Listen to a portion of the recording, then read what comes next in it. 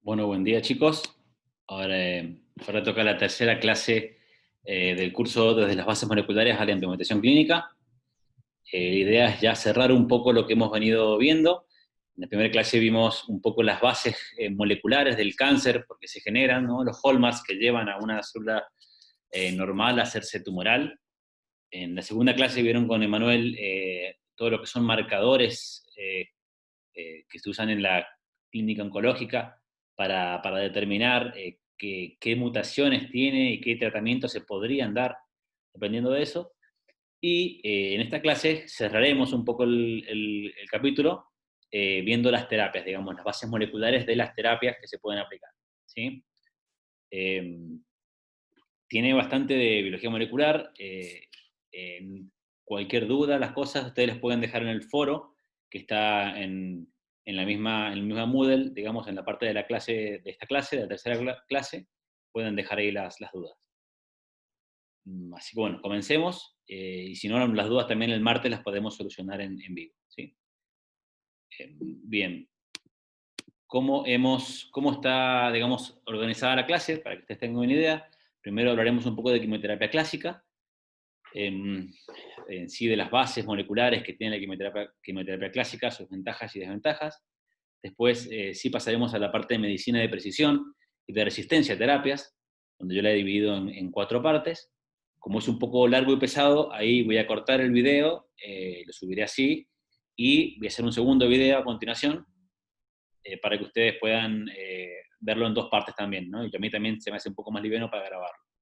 La segunda parte voy a hablar de los tres cánceres principales que hay, digamos, de mayor frecuencia en el mundo y en Argentina, que es cáncer de mama, cáncer de colon y de pulmón, así sus bases moleculares, sus principales características moleculares y sobre todo los tratamientos específicos para cada uno. Y finalmente les hablaré un poco, dos filminos nomás, de la plataforma de medicina personalizada experimental, que si Dios quiere en algún momento se pondrá en marcha acá en la Facultad de Medicina, en el IEM. Bien, bueno, como dijeron que no habían tenido oncología clínica como materia ni como unidad importante, y me pareció importante mencionarles esto, cómo es la secuencia normal de una persona que tiene cáncer, digamos, cómo hace, ¿no? Inicialmente este paciente consultará a su clínico y lo derivará a un oncólogo, ¿no?, porque tiene síntomas difusos, raros.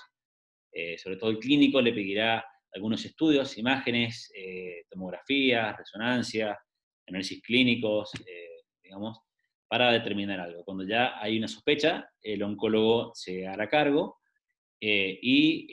probablemente, dependiendo del tipo de tumor, porque no todos los tumores son accesibles, se hace una biopsia, ¿sí?, una core biopsy, se llama. Esta biopsia se estudia por la anatomía patológica, sobre todo para ver qué grado de avance tiene, primero para identificar si es un tumor o no, puede ser una, simple, una simple transformación, digamos, no un tumor, y también para caracterizar, digamos, si es un tumor, de qué estadio tiene, y ponerle por lo menos un nombre, algunos marcadores básicos para poder identificarlo inicialmente. Posteriormente vienen, bueno, tres pasos que no necesariamente pueden estar o no.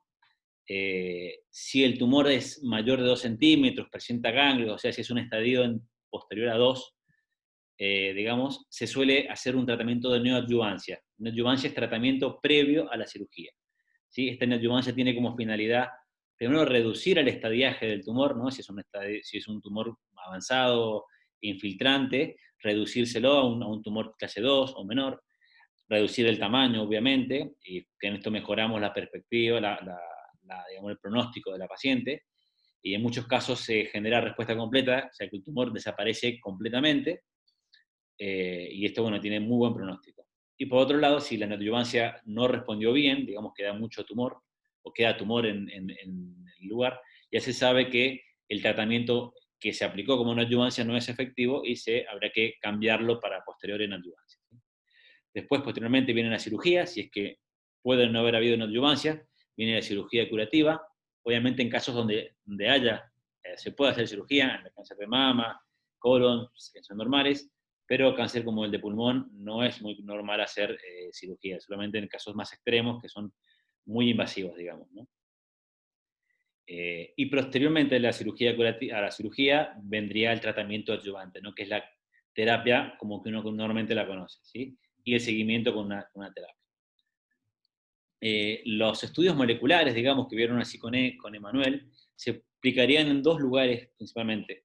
Primero de la biopsia, que se suelen hacer algunos, dependiendo del tipo de tumor, algunos estudios moleculares más bien básicos, no de paneles tan grandes por NGS como se hacen después al final, digamos, sobre todo se hacen por PCR, detección de alguna que otra mutación que pueda determinar un tipo de tratamiento u otro, digamos. Son más puntuales a ese nivel, digamos, los estudios que se suelen pedir. Mientras que al final, si hay alguna recaída, digamos, el tumor no responde bien, aparece metástasis, bueno, en ese lugar el oncólogo ya no tiene un tratamiento fijo para dar, es donde se suele pedir mayoritariamente, ¿no? Un estudio avanzado, un estudio de NGS, un Lesion Liquid, un COCAB, digamos, alguno de estos más especiales, que es donde mayoritariamente les quiero explicar, ¿no? No hablaré mucho de clínica, o sea, pondré algunos casos clínicos que donde está incluida la parte clínica del paciente, pero no es la función de este trabajo, digamos, de esta clase, está la parte clínica. Bueno, empecemos con la quimioterapia clásica.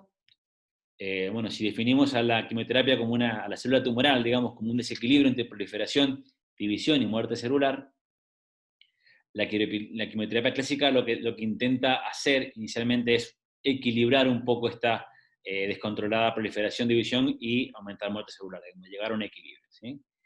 ¿En qué se basa la quimioterapia clásica?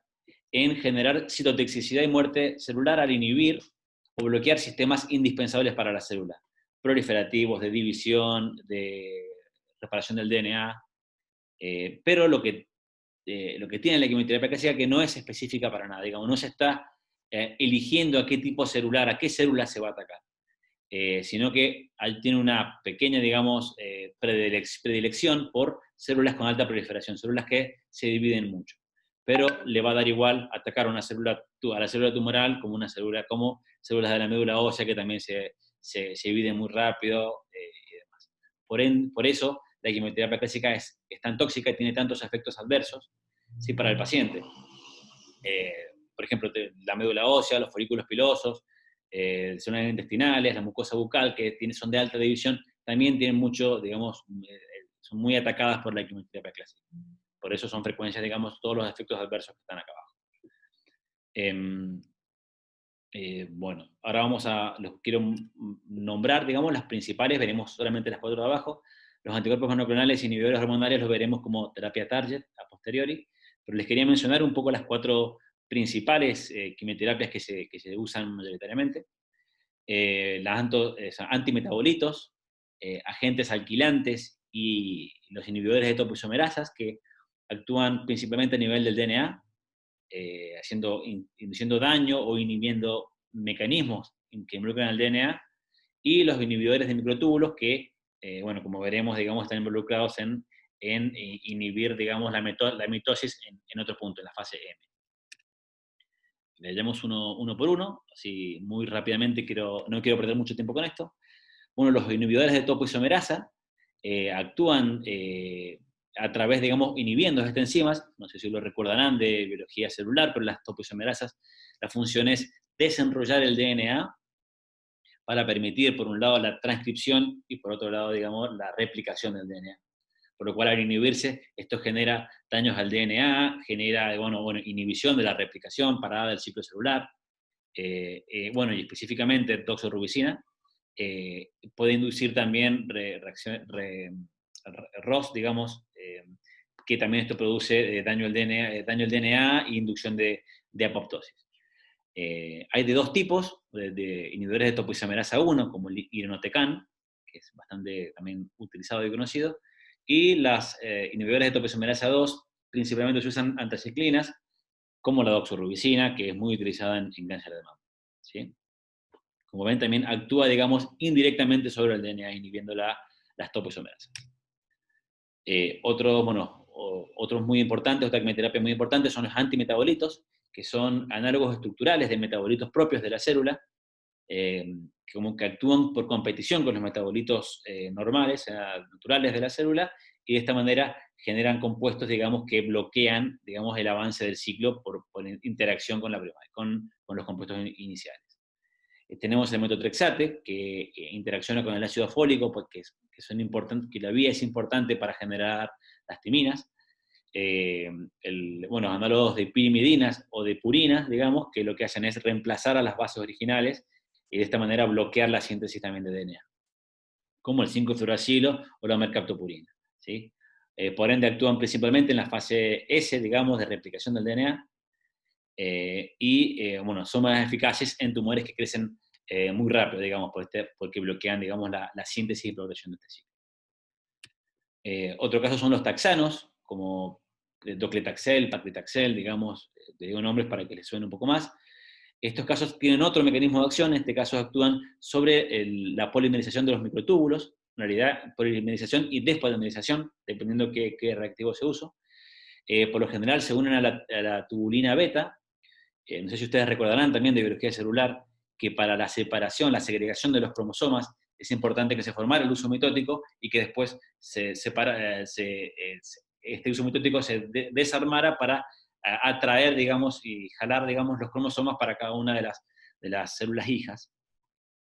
Bueno, lo que hacen estos compuestos es bloquear la polimerización de la tubulina y de esta manera bloquear la formación o desarmado, digamos, del uso mitótico.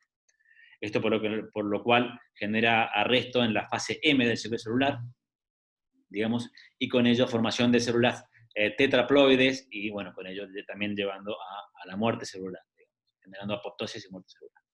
Bien. Yo les dejo acá todas estas filminas para que ustedes después que quieren ver un poco los mecanismos. No es importante que se sepan todos los mecanismos, pero que tengan una idea, digamos, de la función molecular, de dónde actúan todas estas quimioterapias. Por último, los agentes alquilantes, que estos sí ya inducen daño al DNA específicamente, que se unen covalentemente tanto al ADN como al ARN, de manera induciendo mutaciones, daños, bueno, mutaciones puntuales, daños, clivaje de simple y de doble cadena, digamos, inducen daño al DNA en general. Este daño general va a terminar generando activación, digamos, del mecanismo, digamos, de replicación del ADN o del mecanismo de inducción de apoptosis, de control, ¿no? Como P53, y que va a llevar a la muerte celular, digamos, a la apoptosis, ¿sí? Las principales pueden ser las ciclofosfamidas, cisplatina, digamos, son los más utilizados para ello. Por último, digamos, bueno, el mecanismo molecular, digamos, de cómo suelen inducir, digamos, esta muerte celular, o este daño, digamos, principalmente como son de daño al DNA, se activa P53, digamos, el tumor supresor por excelencia en las células, digamos, que va a controlar, va a activarse contra un daño al DNA, la cual va a tener dos efectos principales. Por un lado, va a bloquear el avance del ciclo celular a través de los reguladores del ciclo celular, de P21 y P16, digamos, que inducen los checkpoints del ciclo celular, por lo cual va a bloquear el ciclo celular, ¿no? Inhibiendo las CDK ciclinas, los E2F, y por otro lado, la otra vía va a funcionar induciendo apoptosis. ¿Esto cómo va a ser? Primero inhibiendo proteínas antiapoptóticas e induciendo proteínas proapoptóticas, como ser las caspasas, las vías más, digamos, conocidas, la vía más rápida, digamos, las caspasas. Esto también produciría apoptosis. Pero ¿qué pasa? Como toda terapia, termina generando resistencia a las diferentes quimioterapias. Esto ocurre principalmente por la pérdida de estas proteínas, digamos, vigilantes o, bueno, en general, P53 se pierde en el 80% de los tumores, que es, como dije, el tumor supresor por excelencia. Esto va a llevar, digamos, a un descontrol del ciclo celular. También se suelen perder las proteínas del checkpoint, P21 y P16. También puede haber una superexpresión de proteínas antiapoptóticas como FLIP y SIAP, lo cual va a bloquear la inducción de apoptosis. Y por último, también muy importante, puede haber una activación, digamos, una compensación de activación de vías de supervivencia, como la vía de la PI3 quinasa KT, digamos, que suele activar un mecanismo de un rescate de supervivencia de las células. Digamos. Esto ya lo veremos más adelante con las terapias tácticas. pero para que tengan una idea de que también todas estas quimioterapias clásicas que se descubrieron en 1940, digamos, se empezaron a utilizar sin saber ningún tipo de mecanismo, pero todas tienen una actividad molecular, digamos, en la célula, ¿sí? Y las compensaciones son todas de nivel molecular. Bueno, como estas quimioterapias dan dadas de manera individual, suelen generar resistencia de forma muy rápida, lo que se suele utilizar es terapia combinada de quimioterapias de diferente mecanismo, para que tengan una acción sinérgica y potenciadora, lo que genera mayor respuesta y que sea más prolongada, impide al utilizar diferentes mecanismos la generación de resistencias, desarrollo de resistencias, y por último, consigo un daño al tumor, una destrucción celular máxima, ¿no? Obviamente que esto involucra una mayor toxicidad y por ende, digamos, hay que saber regular uno u otro, ¿sí? Hasta qué punto conviene mayor citotoxicidad con los efectos adversos. Bien, bueno, hasta ahí con quimioterapia clásica. Después en la discusión dirigida no hablaremos sobre este tema, era porque quería que les quedara claro esto de que si bien la quimioterapia clásica no tiene un target específico, sí que tiene fundamentos moleculares. Bueno, y ahora sí pasaré a la parte de medicina de precisión, que esto creo que algo Emma les habló. Bueno, la medicina de precisión tiene varios nombres actualmente, en realidad todavía no se termina de definir. También se llama medicina basada en biomarcadores, terapia personalizada, terapia target específica. Nosotros lo vamos a manejar independientemente. ¿Sí? Y empezaré, bueno, primero les hablaré un poquito, perdón, de medicina de precisión, para que vean un poco cómo fue avanzando, ¿no? Inicialmente, desde siempre diríamos, la cirugía siempre se utilizó como la primera terapia de tumores. Desde 1890, la radioterapia empezó como una terapia muy útil, siguiéndose por la quimioterapia clásica, que empezó en 1940 y hasta actualmente todavía se utiliza. Y lo nuevo y lo que está revolucionando, digamos, toda la oncología actual son, la terapia target específica y la inmunoterapia, que es la nueva esperanza, digamos, de esta enfermedad, ¿sí? Pero actualmente digamos, todo se está tendiendo a utilizar, digamos, la inmunoterapia y terapia target. ¿En qué se basa la medicina de precisión? Bueno, anteriormente, digamos, en el pasado, no hasta hace mucho, y hasta actualmente, para algunos tumores, una persona llegaba con un tumor específico, un cáncer de riñón, un cáncer, se lo clasificaba por anatomía patológica en algún tipo, si es un adenocarcinoma avanzado, ¿no? Y para eso existía un tratamiento, ¿no? Se da una combinación de quimioterapia, y si responde bien, regular o mal, no hay, digamos, indicadores que te digan si puede responder bien o mal. Lo que se busca con la medicina de precisión es seleccionar tratamientos específicos de acuerdo a las alteraciones genómicas de cada paciente, ¿sí? A ese tumor de riñón, si uno le hace un exoma, digamos, una Foundation One con un panel de 70, 300 genes, uno puede decir, mira, este tumor tiene tal mutación y se le puede dar esta droga. Y los pacientes con tal mutación y otra droga. Y ahí sí podemos individualizar específicamente a cada persona con su tratamiento, digamos. Y se ha visto que la respuesta es mucho mejor. Empezaré con un poquito de hormonoterapias, si bien no es una terapia target como tal, digamos, molecular, sí que utiliza, digamos, el biomarcador, en este caso sería la sobreexpresión del receptor de estrógeno, ¿bien? Que se hace por inmunohistoquímica, y desde hace mucho se está ya utilizando esto. Yo lo incluí dentro de terapia target, digamos, porque sí que hay un biomarcador de indicación, por eso lo quise poner acá. Bueno, la hormonoterapia es principalmente utilizada en cáncer de mama y próstata, aunque también puede ser útil en cáncer de útero y de ovario. También pueden haber tumores que respondan a la hormonoterapia. Y bueno, si ustedes se acuerdan de biología celular, seguro, en fisiología también seguro que se vio, las hormonas esteroideas, digamos, actúan, digamos, atravesando la célula y se unen al receptor de esta hormona, receptor de estrógenos, por ejemplo, el cual se va a traslocar al núcleo y se unirá al DNA para inducir la transcripción de genes de supervivencia o dependiendo la acción de la hormona que sea, la acción que tendrá. En cáncer lo que nos interesa, digamos, es que induce la supervivencia, proliferación, activación del ciclo celular, ¿sí?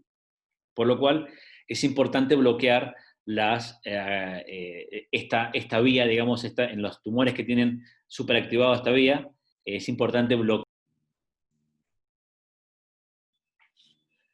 Espero que no se haya cortado. A ver.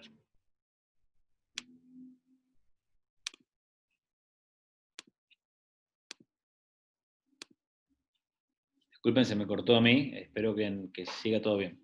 Bueno, les decía que es importante bloquear, digamos, esta vía, digamos, de la unión del estradiol con su receptor y en unión al DNA, ¿sí? Hay 3 tipos de terapias para la hormonoterapia, digamos, inclusive. Primero, actuamos a nivel, digamos, de inhibir la generación de estradiol. Se llaman inhibidores de aromatasa, y bueno, por lo que, como dice el nombre, inhibimos la enzima que va a transformar la andoestradiona en estrona y posteriormente a estradiol, o la testosterona, perdón, a estradiol, ¿no? Es un bloqueante, digamos, externo de la célula, del mecanismo celular, pero que también tiene muy buenas respuestas al disminuir la cantidad de estradiol que hay en la persona, ¿sí? El segundo mecanismo son antagonistas de estrógeno, se llama, son, digamos, competidores del estrógeno, como el tamoxifeno, que lo que hace es competir por el sitio de unión del receptor con el estrógeno. Este tamoxifeno también es una hormona que tiene muy poca, digamos, actividad, por lo cual reducís la actividad. Ahí lo veremos a continuación. Y por último, son los inhibidores propiamente dichos del receptor de estrógeno, como el fulvestrán, que tiene muy buena respuesta y que lo que hace actúa de 2 maneras. Primero, inhibiendo la actividad, digamos, la dimerización del receptor, y con ello su actividad, y por otro lado disminuye la expresión génica, digamos, la expresión de este receptor, por lo cual bloquea en esos 2 niveles. Esto es para que tengan una idea en general. El estradiol, de manera normal, se une al receptor como un dímero, se une al DNA, produce una activación full, digamos, de la expresión de proteínas de supervivencia y del ciclo celular. En el caso del tamoxifeno va a competir con el de estrógeno, y se unirá al receptor, también se unirá al DNA, pero la activación es parcial. En el caso de tumores de mama, la activación es casi nula, digamos. Es un muy buen competidor y como un activador malo de la expresión, por lo cual es muy buena terapia. En los casos de inhibidores del DR, como el fulvestrán, es diferente, digamos, el mecanismo de acción es diferente, directamente inhibe la formación de dímero, por lo cual no hay unión al DNA y no hay transcripción en absoluto, y por otro lado, directamente reduce mucho la expresión del receptor de estrógeno. Tenemos muy poca expresión en general. Esto, bueno, es muy bueno porque la resistencia a la hormonoterapia suele actuar a nivel del receptor estrógeno, ya sea produciendo mutaciones en el receptor, que lo hacen activarse aún en ausencia de la hormona estrogénica, por lo cual la presencia de tamoxifeno no le alteraría en nada, y el fulvestrán sí sigue funcionando, por lo cual el fulvestrán, digamos, es la nueva estrellita de la hormonoterapia. Y ahora sí entraremos a lo que es terapia target o terapia driver específica. Como supongo les explicó Emanuel, se dice terapia driver porque lo que se busca es qué mutación o qué oncogen está dirigiendo el tumor, ¿no? Dirigiendo la tumorogénesis. Por eso se llama terapia target y se busca actuar sobre ello, ¿sí? Quería solamente mencionarles estas definiciones para que ustedes pudieran ver la diferencia. La de mutación la conocen, ¿no? Mutaciones al cambio de azar en la secuencia del DNA, que puede tener o no un fenotipo, ¿sí? Y que se puede transmitir a la descendencia o no. Pero me interesa más que comparen lo que es una mutación driver, que es una mutación que le confiere a la célula cancerígena una ventaja de crecimiento fundamental para su transformación neoplásica y que ocurre fundamentalmente en oncogenes, en vías oncogénicas de supervivencia antipoptóticas, digamos, pero en oncogenes. Mientras que las mutaciones pasajeras, o no driver, digamos, para entenderlo ahora, son mutaciones que aparecen tanto en células normales como en células cancerosas y que no determinan necesariamente el desarrollo de cáncer, ¿sí? Y pueden ocurrir en genes tumor supresores, como por ejemplo el P53. O sea, una mutación en P53 puede no generar cáncer, digamos, puede obviamente que colabora, digamos, la presencia de PSMA43 puede colaborar con otras mutaciones para generar cáncer, pero de por sí no va a conducir a un cáncer, ¿sí? Por eso las mutaciones driver son las que se busca para inhibir y targetear como terapia. ¿Cuáles son las mutaciones driver típicas?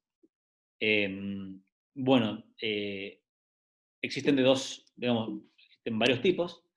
Los principales, digamos, son los receptores tirosina quinasa, que suelen ser receptores de hormonas de crecimiento, receptores de insulina, de factores de crecimiento que lo que hacen es inducir vías proliferativas de crecimiento antiapoptóticas. Estos suelen actuar como dímeros y se suelen activar, digamos, dimerizar y activar con la unión de un ligando. Las mutaciones que suelen llevar a la activación de estas drivers, de estos receptores, son mutaciones puntuales activantes, que lo que generan es que este receptor... Perdón, se me vuelve a cortar. Esperemos que ustedes lo sigan viendo.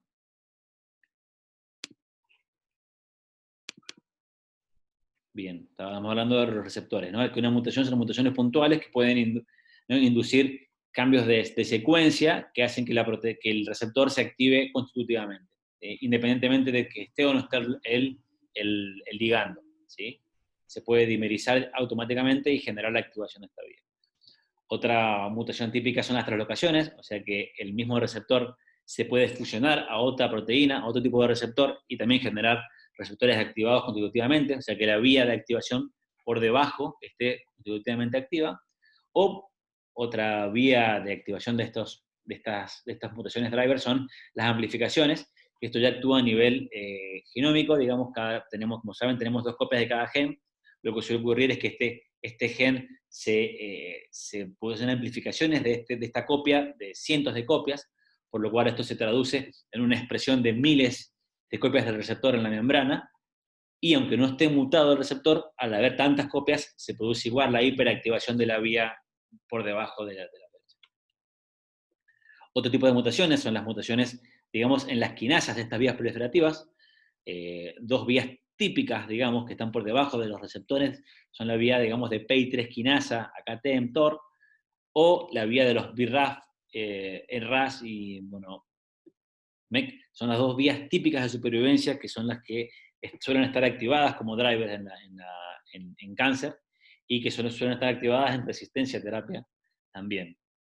Estos por lo general se activan por mutaciones directamente, no hay demasiado amplificación o otro tipo. Hay algunos casos, pero le estoy dando acá lo principal que suele ocurrir. Se suelen activar por mutaciones puntuales.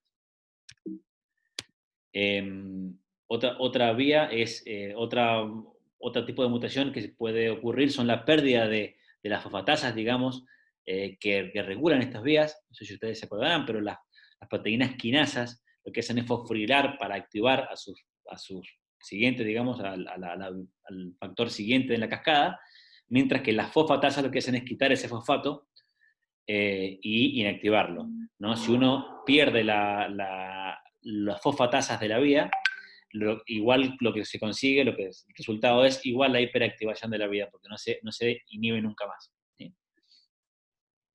Y una cuarta mutaciones o proteínas que pueden estar alteradas son proteínas del ciclo celular o proteínas antiapoptóticas, pero no suelen ser per se mutaciones driver, tienen que acumularse varias y no son lo común.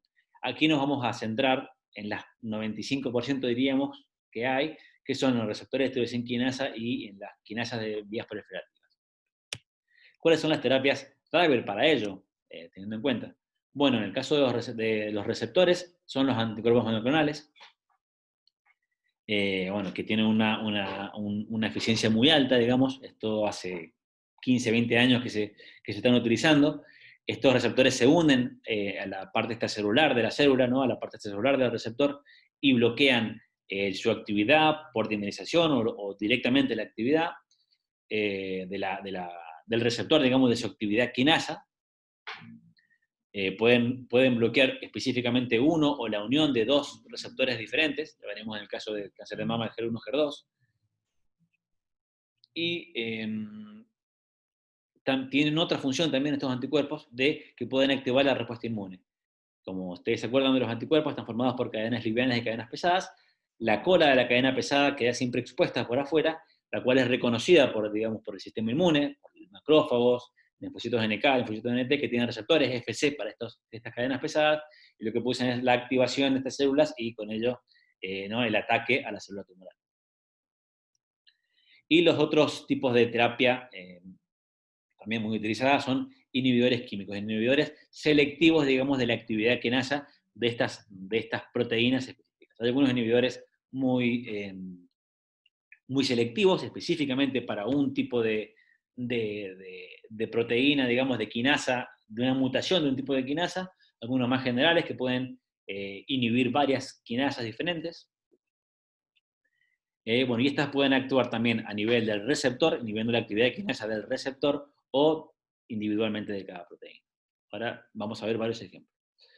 Primero le quiero mostrar un ejemplo clásico de mutación driver, que es lo que ocurre en melanoma con la mutación BRAF. Ustedes sabrán que la exposición al sol sostenida induce, digamos, mutaciones en los lunares, digamos, por la radiación UV, que, bueno, puede desencadenar muy frecuentemente, digamos, melanomas. En el 50% de los casos de los melanomas ocurre por una mutación, aunque parezca raro. Ocurre por una mutación en una proteína BRAF, que si se acuerdan es una de las vías principales, digamos, de proliferativo y crecimiento. ¿Sí? Está por debajo de RAF, MEK. ¿No?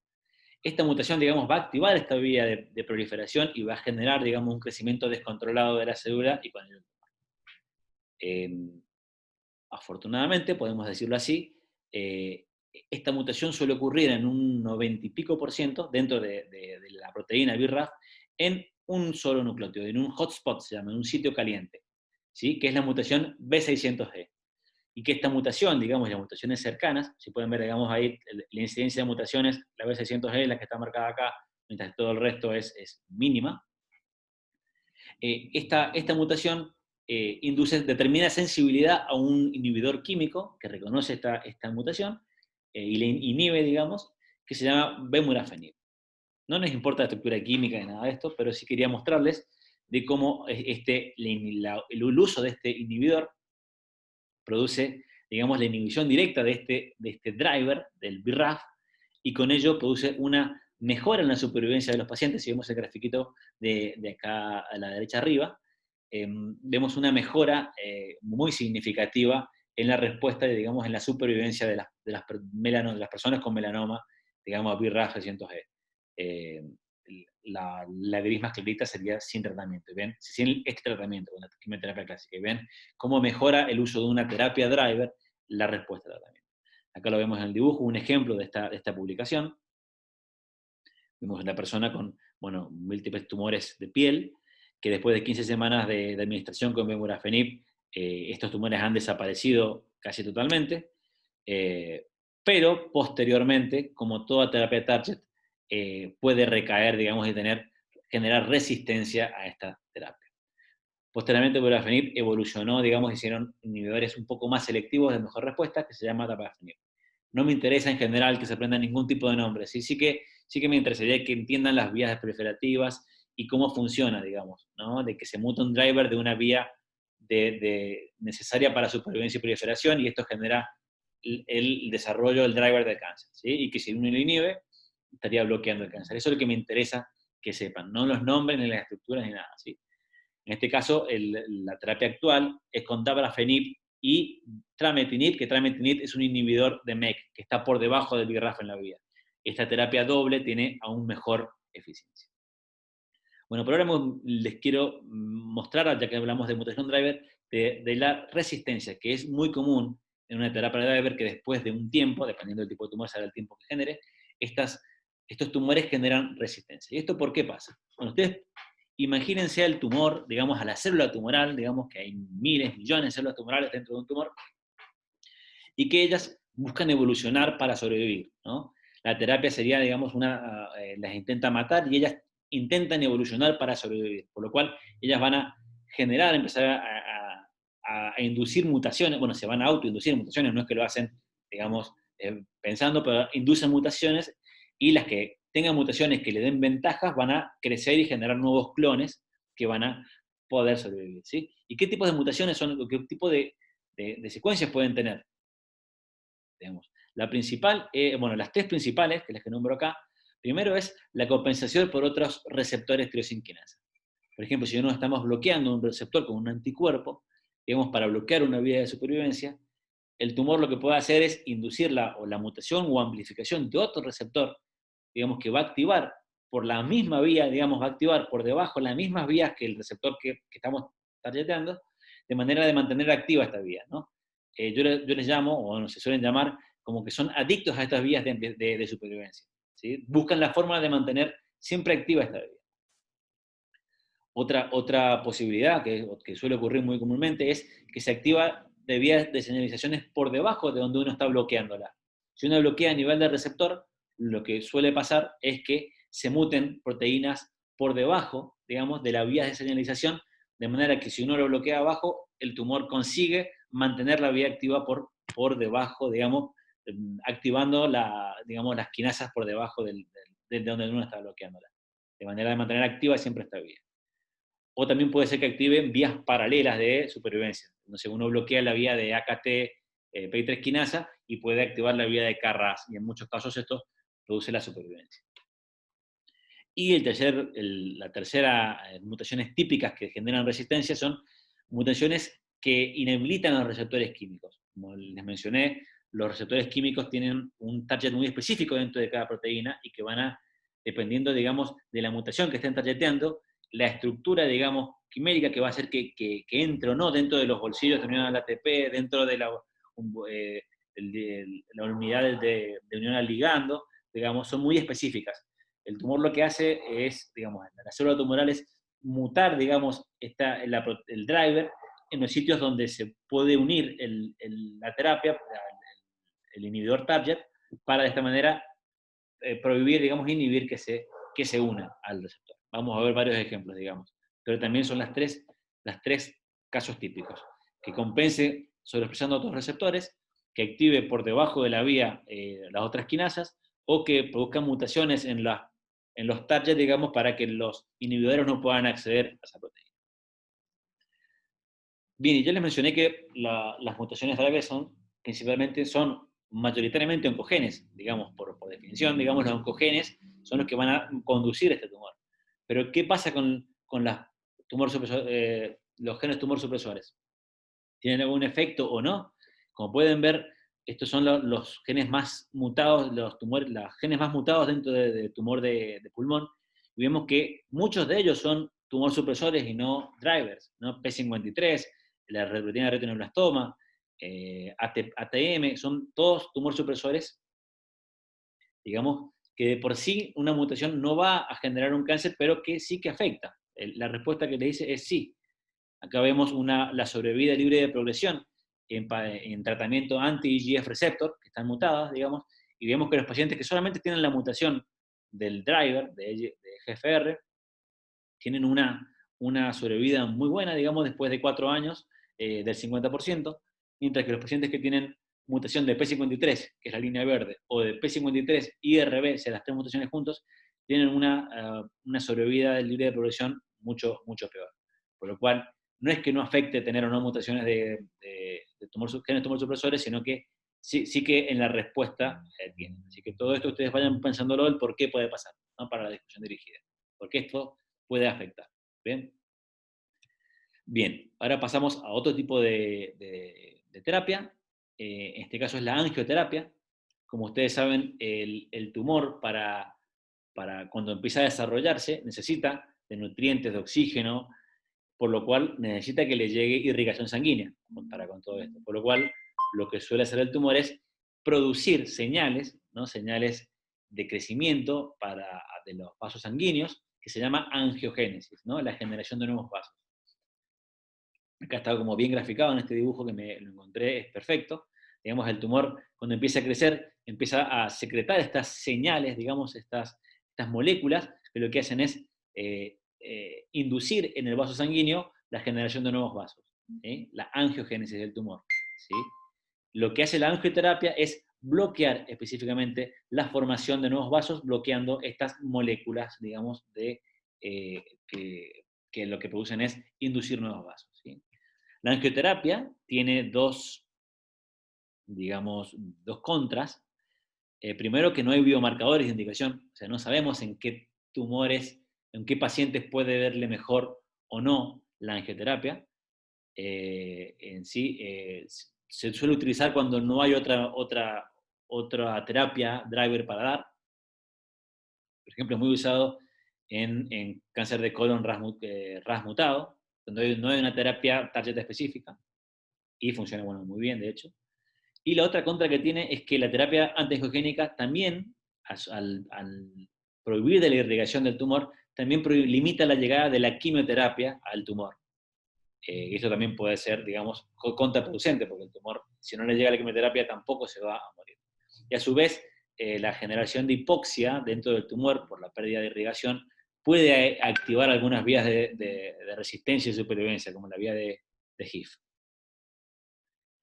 Por eso también hay que agarrarla entre comillas. Se utiliza bastante en otras terapias. ¿Y cuáles son los tipos de terapias? Y lo que se targetea son las moléculas, digamos, que el tumor produce para que actúen sobre los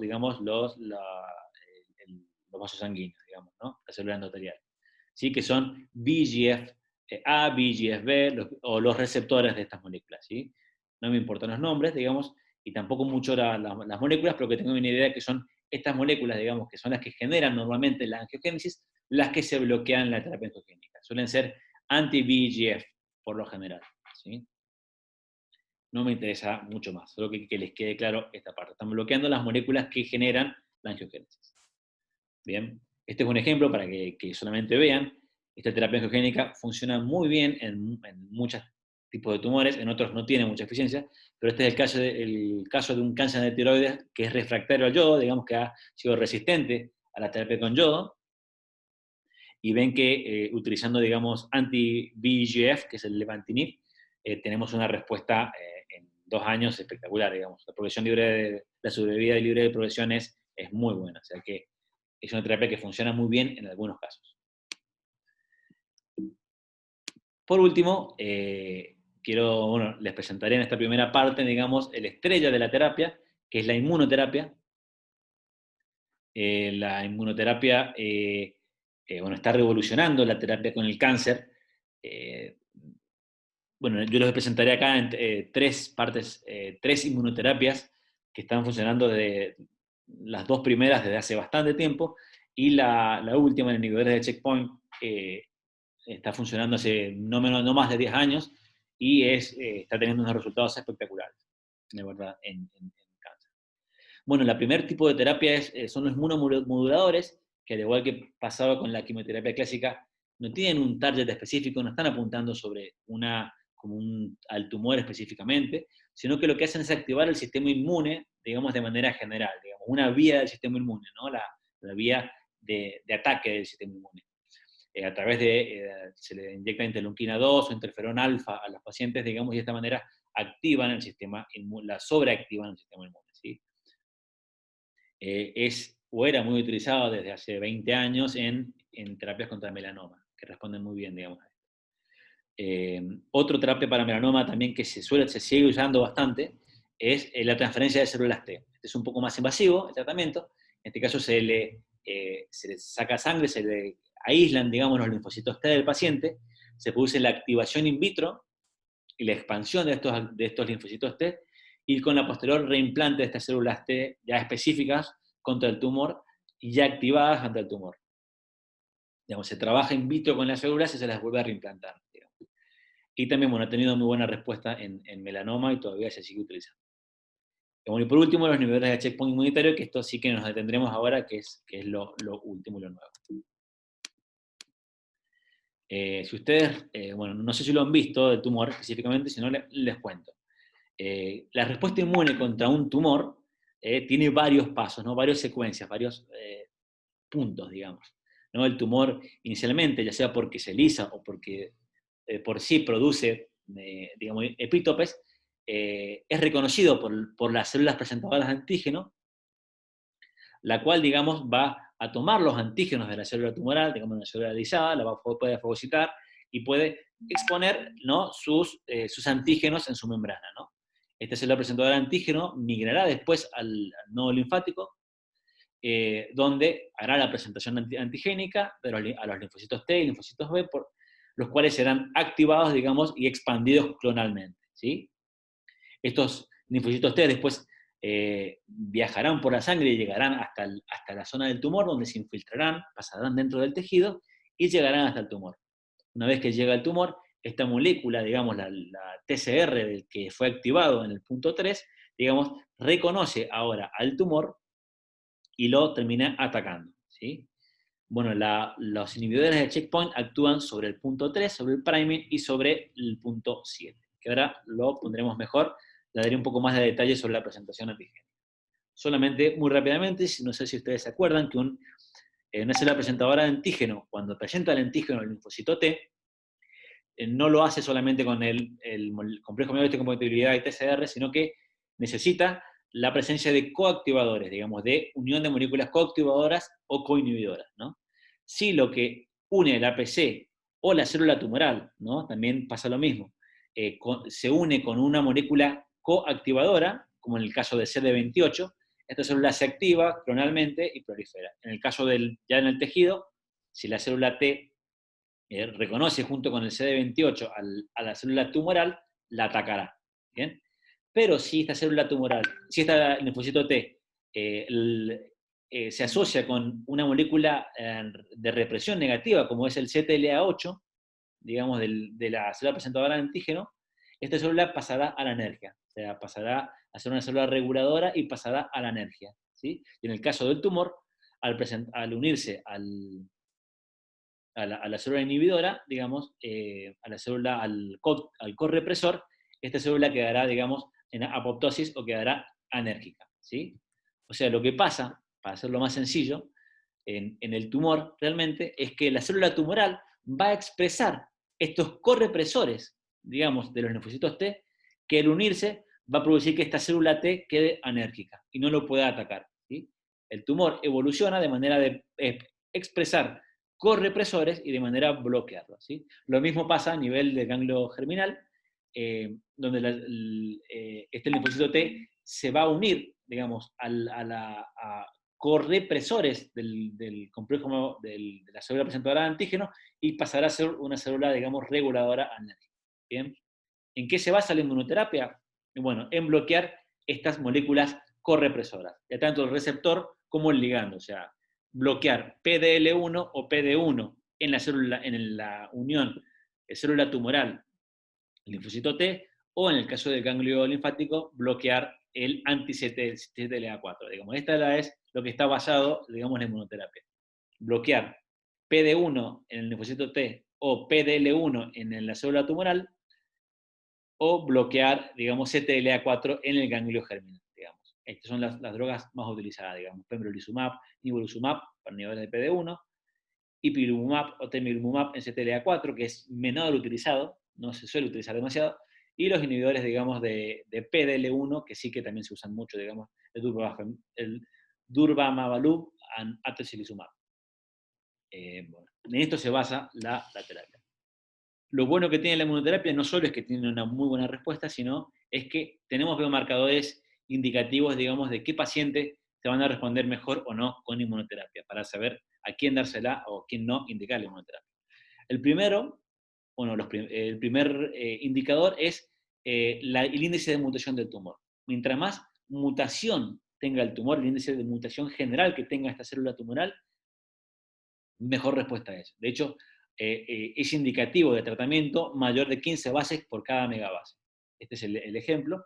Vemos pacientes que tienen una carga mutacional más alta, mayores de 16, y vemos que responden muy bien a la inmunoterapia, mientras con tumores con baja tasa de mutación no responden tan bien.